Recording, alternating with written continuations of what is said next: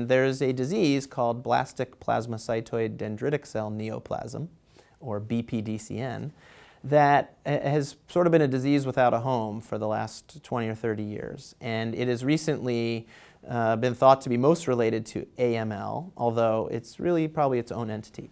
So BPDCN is an interesting blood cancer because the patients present with disease in their bone marrow, like an AML patient might, but also in lymph nodes, more like a lymphoma patient. And really most interestingly is that about 90% or more have skin lesions, so skin tumors or rashes that have the disease in it.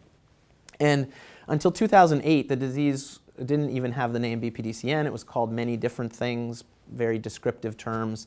It was treated by lymphoma doctors, leukemia doctors, with whatever chemotherapy regimen they had. And all we really knew was that patients didn't do very well. The median survival still is probably less than 1 year. So it's a very aggressive disease. Our chemotherapy doesn't work very well. And so we were thinking about how we could develop new therapies in this disease.